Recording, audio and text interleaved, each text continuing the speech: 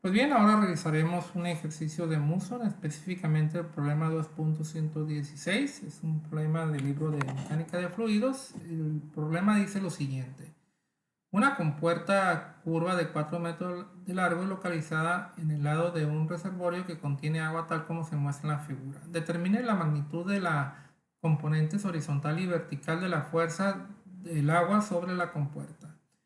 Esta fuerza pasará a través del punto A, explique. Pues bien, aquí tenemos la ilustración, tenemos nuestro recipiente, es una columna de agua de 6 metros. Tenemos aquí en esquina una compuerta con forma circular, específicamente un cuarto de círculo. En realidad la compuerta pues es lo que corresponde a un segmento de la superficie de un cilindro, exactamente un cuarto. ¿Cómo resolver este ejercicio? Pues tenemos que tener en mente que debemos de calcular pues una fuerza, y es una fuerza donde la presión pues está variando sobre la superficie de la compuerta y asimismo está variando el vector unitario sobre donde ocurre, ¿no? La presión en cada uno de los puntos de la superficie. Queda claro que el diferencial de fuerza es la presión por el vector unitario del diferencial de superficie donde pues está ocurriendo dicha presión. Aquí pues he hecho un pequeño bosquejo de lo que viene siendo solamente la compuerta y podemos ver pues que el vector unitario pues este varía significativamente. Debemos de conocer pues una función que describa lo que viene siendo la compuerta en términos de sus coordenadas x, y, z, y asimismo también tener pues claro, ¿no? La forma de la presión en términos de sus coordenadas, y no se diga de los vectores unitarios, ¿no? También tiene que estar en esos términos y luego pues establecer el dominio de integración. Bueno, aquí les presento la compuerta desde una perspectiva que nos permite verla completamente, no solamente de lado. Podemos ver que efectivamente es un cuarto de la superficie de un cilindro. Esta imagen la realicé con un software que me permite graficar superficies 3D. Lo puse en la perspectiva para que lo pudieran apreciar. Podemos ver la forma circular, también podemos ver que pues en realidad la superficie es independientemente de z, solamente está acotada desde z0 a zw, y también se aprecia, ¿no?, que x en la superficie puede variar desde 0 hasta r, eh, igual para y, ¿no?, de 0 a r, ¿no? Entonces son los valores dentro de su dominio. Eh, en realidad esta superficie es establecida solamente por lo que viene siendo la ecuación del círculo, ¿sí? Afortunadamente pues he puesto mis ejes de coordenadas en el punto A, que es el punto equidistante de la superficie, y usando lo que viene siendo o acomodando adecuadamente hasta el fondo del recipiente lo que viene siendo la coordenada Z, pues podemos establecer que esta superficie se puede graficar simplemente con esta función de círculo. Claro, acotando que x y y solamente se permiten valores de 0 a y. Porque si se permitieran más valores, tendríamos lo que viene siendo una superficie más completa. Y de z pues iría de 0 a w. Aquí en realidad no impacta dentro de lo que viene siendo la superficie. Ahora, en general nos piden que establezcamos las superficies de esta manera, como una función dependiente que y, z igualada a 0. Entonces lo que podemos hacer es el r cuadrada, pasarlo restando hacia el lado izquierdo y eso definirlo como la función f. En realidad lo que estamos construyendo aquí es una función, es una familia, mejor dicho, de funciones de superficie.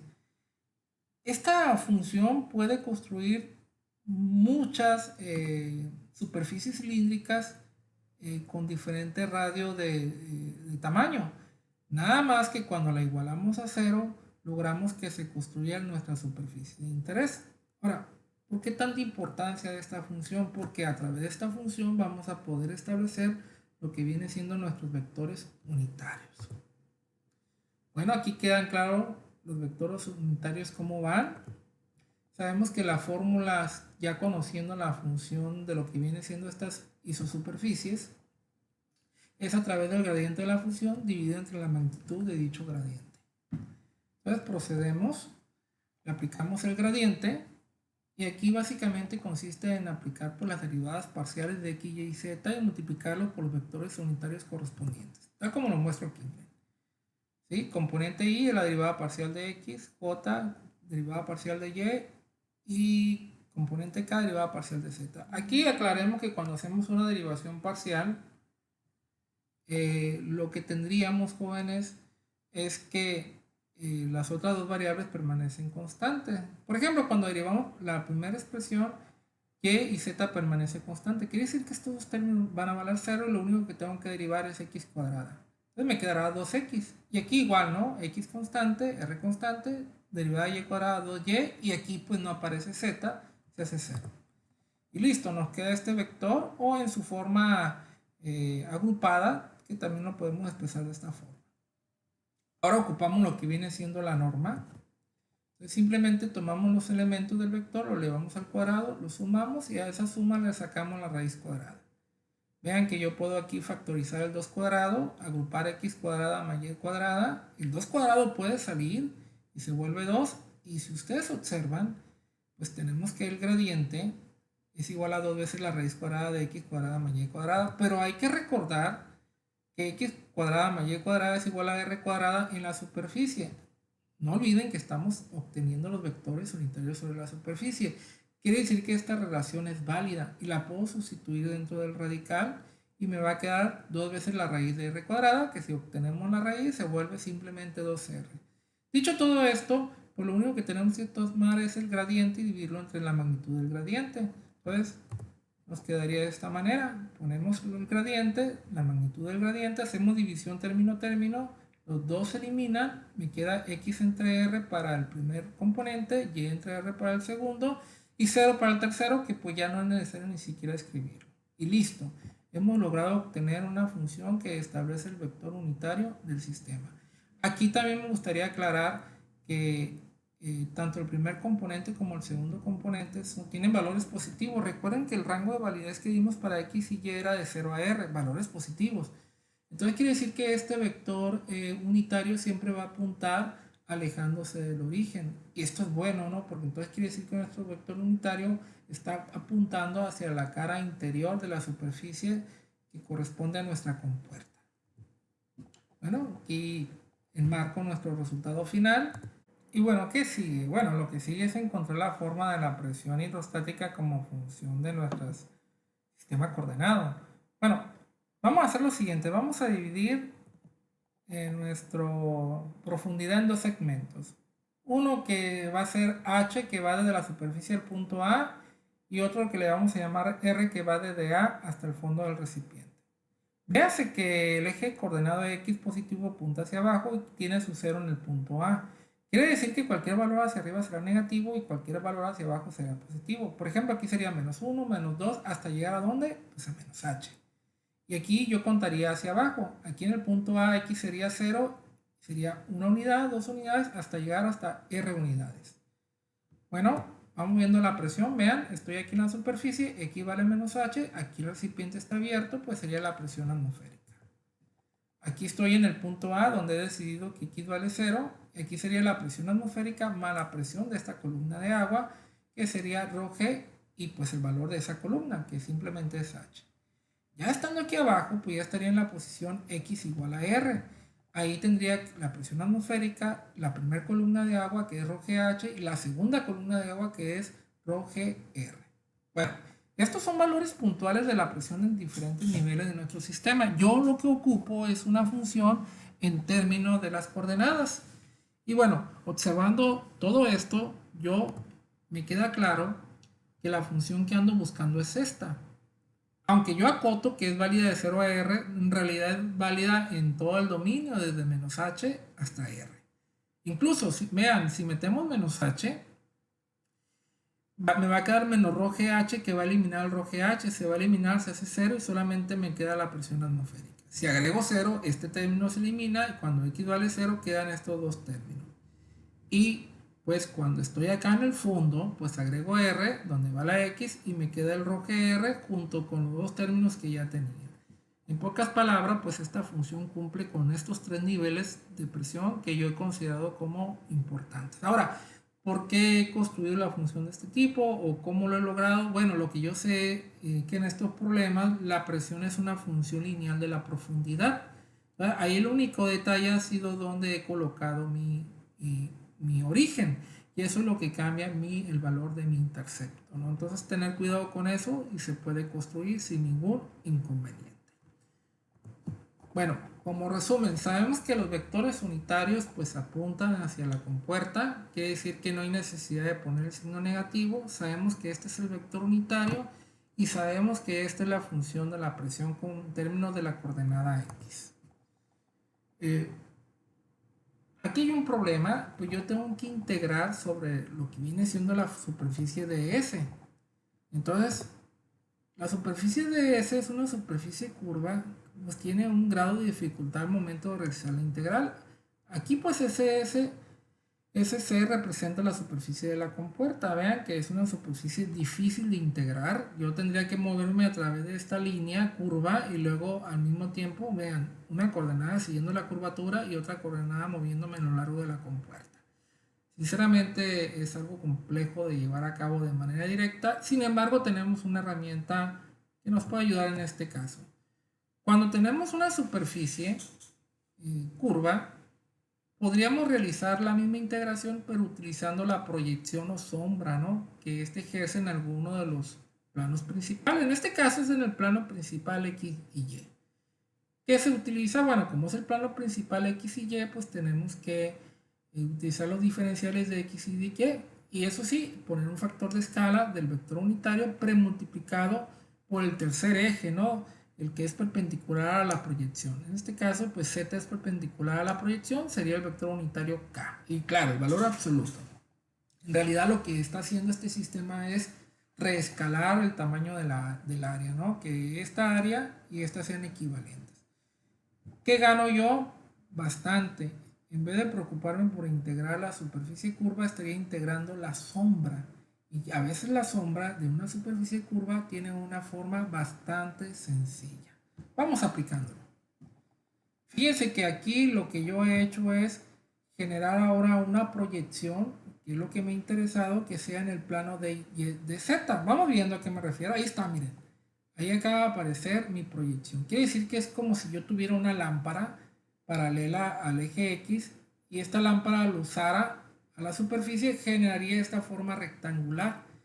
Entonces yo estaría preocupado por hacer una integral de Y de Z que ven aquí. Y como el eje que es paralelo, sí, o más bien, bueno, paralelo a la lámpara o perpendicular al plano de interés es el eje X, pues en vez de poner el vector unitario K, pongo el vector unitario Y.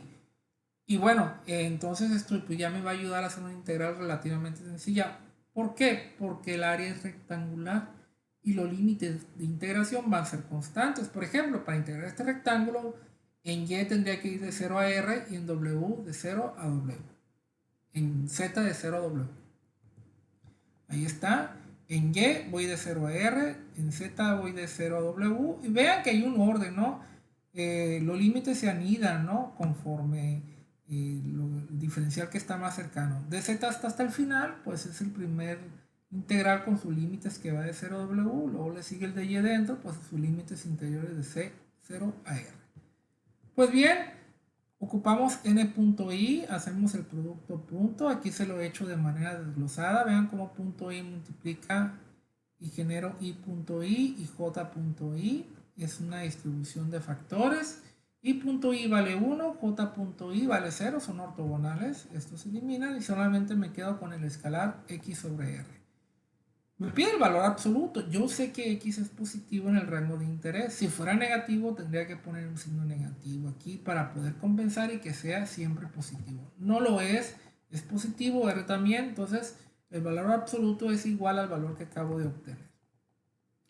Ahora, la expresión de arriba la sustituyo. Vean, meto la expresión de la presión que va aquí, luego el del vector unitario que va acá, meto el valor absoluto de n.i que está aquí abajo y bueno, los límites correspondientes como había dicho. Aquí nada más hay un detalle, ¿no?, que metí este cambio de variables. Lo que estoy haciendo es para facilitar los cálculos. he definido como A minúscula la presión atmosférica más ρGH porque pues todo esto es constante. Y como B minúscula ρG, ¿no? Entonces aquí vemos de manera clara, ¿no? La forma lineal de la variable presión. Pues aquí lo único que hacemos es reacomodar un poco. Vean que XR divide a XR, queda 1. YR entre XR, pues las R se eliminan y me queda Y entre X, que es esto que están acá. Ahora procederemos a realizar pues esta integral. Lo primero que puedo observar es que esta integral no depende de Z y podemos extraer toda esta integral y ponerla hacia el lado derecho y evaluar la primera integral, que es dependiente de Z, bastante sencilla. La integral de dz es Z evaluada de 0 a W. Metemos límites y simplemente me queda la W. Bueno, en lugar de poner la integral, ahora pondré W y me queda esta nueva expresión. Ahora multiplicaremos este factor por cada uno de los sumandos del segundo factor. Entonces me va a quedar indicado de esta manera. Fíjense que podemos trabajar un poquito más, podríamos realizar este producto, incluso podríamos separarlo en dos integrales, una para el componente y otra para el componente j. Me quedaría de esta manera. Vean, simplemente hemos puesto dos integrales acompañadas con w a cada una de ellas, con su dy respectivo. Eso sí, el vector unitario ij lo he sacado porque es un vector constante. En el primer caso, pues queda tal cual, a más bx, pero en el segundo caso sí es necesario realizar una multiplicación. Entonces me queda lo que viene siendo a por yx, que está aquí, y luego bx por yx. Pues las x se eliminan y simplemente me queda by. Entonces podemos establecer esto. Nada más que el detalle ahora es que nuestra integral, pues es una integral de y aquí aparece x. Pero sabemos que todo este proceso está ocurriendo sobre la superficie de un cilindro. Específicamente sabemos que x cuadrada más y cuadrada es r cuadrada. Y bueno, la x es desconocida. Estamos integrando respecto a y. Entonces podríamos despejar x, ponerlo en términos de y, que en este caso sería simplemente pasar el y restando al otro lado, bueno, y cuadrado, sacar la raíz y nos queda esta nueva expresión. Y esta expresión donde aparezca la x la sustituiremos. Iría aquí y también iría aquí. Vean, aquí y aquí abajo, tal como lo mencionamos. Pues miren, para simplificar esto un poco más, sabemos que esto es el componente x de la fuerza y todo esto es el componente y de la fuerza. Entonces podemos realizar las dos integrales por separado. Vámonos con la primera integral. Simplemente es esto. Recurrimos a que podemos integrar por separado. Vean, estoy aplicando la propiedad lineal de las integrales. Entonces integro el a y luego integro este factor. Vean que b es constante, sale fuera de la integral. Entonces tengo dos integrales, ¿verdad? Esta primera, el de y esta otra, ¿no? Un poquito más complicada. Bueno, podemos buscar en nuestra tabla de fórmulas y encontraremos esta fórmula equivalente. Aquí nomás hay que reconocer que A minúscula es R mayúscula y X es Y. Entonces, este sería el resultado. A es R mayúscula, X, Y y lo sustituimos. Y bueno, de esta ni se diga, ¿no? La integral de dy simplemente es Y. Metemos los límites, evaluamos arriba y abajo. Mirad, si evalúo arriba y abajo me queda r menos 0. Aquí es un poquito más complicado, ¿no? Tengo que tomar esta expresión y evaluarla en r. O sea, lo mismo, pero donde haya una y poner r. Y restarle la misma expresión, pero evaluada donde haya una y poner 0. Vean, y y y. R y r. Y acá en la otra 0, 0 y 0. Y claro, ¿no? Todo premultiplicado por b. Vamos simplificando esto. Aquí me quedaría r. Aquí me quedaría 1, aquí se vuelve 0, este término se elimina, este se elimina, me queda el seno inverso de 0. Bueno, todo lo que he comentado aquí ya está plasmado en su forma más reducida posible y la única duda es cuánto vale el arcoseno de 1 y el arcoseno de 0. Bueno, simple, veamos este gráfico. Cuando seno vale 1, pues miren, cuando el seno vale 1 es porque teta vale pi entre 2. Quiere decir que el arcoseno de 1 es pi entre 2. ¿Cuándo vale 0? Pues vale cuando vale 0. Aquí está. Alguien dirá, pues también cuando vale pi. Bueno, pero seguramente estoy aquí, ¿sí? Al inicio de la función. Entonces, el arcoseno de 1 es pi sobre 2 y el arcoseno de 0 es 0. Sustituimos, vean, pi entre 2 donde corresponde y este vale 0, se elimina esto y nada más me toca acomodar esta información. Ahí queda acomodada, W por AR, aquí está, ARW, estos, los puntos se vuelven un cuarto, pi r cuadrada y la b. Listo, ¿no? Entonces ya tenemos lo que viene siendo cuál es la componente en X de la fuerza. Aquí en el último resultado he expresado lo que vale A y B minúscula basado en las definiciones anteriores. Ya por último vamos a evaluar la integral que me falta. Hacemos el mismo procedimiento, rompemos en dos integrales, en la parte nada más que depende de Y. Vean, esta es la parte dependiente de Y, esta es la de Y, las constantes salen fuera. Y otra vez ocupo pues mi manual de fórmula de matemáticas. En este caso, vean, es idéntico, solo que Y hace el papel de X y R el papel de A. Entonces, usando esta fórmula simplemente tengo que poner este mismo radical pero con signo negativo. Ahí está, miren, puse el mismo radical con signo negativo, no olvido la A. Y por otro lado, la integral de Y simplemente es la mitad de Y cuadrada, con sus límites respectivos, ¿no? Metemos límites, vean que es poner la función, evaluarla en R, y restar la función evaluada en 0. De aquí ni se diga, esto es todavía más fácil todavía. Este radical se hace 0, vean, su argumento, r cuadrada menos r cuadrada da 0, y este pues simplemente es r, le saco la raíz, y en total de todo esto solamente me queda menos r. Con el menos a, pues queda claro que será a por r. Entonces, aquí un poco más lento los procedimientos que les comentaba. Reacomodamos y listo, ¿verdad? Tenemos la nueva expresión y perfecto, ¿no? Lo que tenemos entonces es una expresión para calcular la fuerza en lo que corresponde a la dirección Y. Pero, ¿qué falta? Bueno, falta tomar la información, los datos numéricos, ¿sí? Ahí están, un resumen. Recuerden que nosotros inventamos la variable h, esa después se saca por diferencia con la profundidad total y R, y pues fuera de ahí toda esta información está en el problema, excepto quizá los primeros dos datos, pues que son de cultura general, la presión atmosférica normal y la densidad del agua. Se sustituyen en la fórmula de la fuerza y tenemos lo que viene siendo el vector fuerza que pues estaría actuando en la compuerta. Sobre por dónde pasa lo que viene siendo la resultante, pues queda claro que todas las fuerzas son perpendiculares a la superficie curva y ambas, si ustedes trazaran su línea de acción, convergerían en el punto A, el que viene siendo el centro del círculo. Entonces es de esperar que la resultante de esa fuerza pues pase por dicho punto. Y con esto estaríamos contestando la siguiente pregunta respecto a por dónde pasa. Más bien, si nos preguntara si pasaba por el punto A, efectivamente sí lo hace y esa es la razón, ¿no? Bueno, agradezco mucho la atención.